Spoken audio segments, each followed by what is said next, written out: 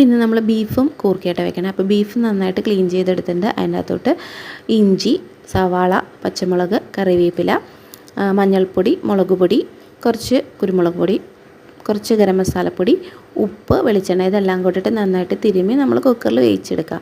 ആ നേരം കൊണ്ട് നമുക്ക് തേങ്ങ ഒന്ന് വറുത്തെടുക്കാം. അതിന് ഞാൻ കുറച്ച് തേങ്ങ എടുത്തിട്ടുണ്ട്, 1 കപ്പ് തേങ്ങ എടുത്തിട്ടുണ്ട്. അതിനകത്തോട്ട് ചുമന്നുള്ളി, വെളുത്തുള്ളി, കറുവപ്പട്ട, കുറച്ച് പെരിഞ്ചീരകം, കറിവേപ്പില ഇതെല്ലാം കൂടി നന്നായിട്ട് വറുത്തെടുത്ത് അതിന് ശേഷം അതിനകത്തോട്ട് നമ്മുടെ മസാലകൾ ചേർക്കണം. അതായത് മുളക് പൊടി, കുരുമുളക് പൊടി, ഗരം മസാലപ്പൊടി, കുറച്ച് പെരിഞ്ചീരകത്തിൻ്റെ പൊടി അതും കൂടി ഇട്ട് നന്നായിട്ട് വറുത്ത് കഴിഞ്ഞ് കഴിയുമ്പോൾ ചൂടാറി കഴിഞ്ഞാൽ മിക്സിയിൽ അരച്ചെടുക്കാം. അതിനുശേഷം നമ്മുടെ ബീഫൊക്കെ വെന്തുണ്ട്, ഇതേ കൂർക്കയും കൂടി ഇട്ട് അത് വെന്ത് കഴിയുമ്പോൾ നമ്മുടെ അരപ്പ് ചേർക്കുക. നമുക്ക് ആവശ്യത്തിലുള്ള തിക്നെസ്സിൻ്റെ അനുസരിച്ച് നമുക്ക് കുറുക്കിയെടുക്കാം. അതിനുശേഷം ഒരു പാൻ വെച്ചിട്ട് അതിനകത്തോട്ട് വെളിച്ചെണ്ണ ഒഴിക്കുക. വെളുത്തുള്ളി, ചുവന്നുള്ളി, വറ്റൽമുളക്, കറിവേപ്പില എല്ലാം കൂടെ താളിച്ചിടുക. അടിപൊളി ബീഫും കൂർക്ക റെഡി ആയിട്ടുണ്ട്.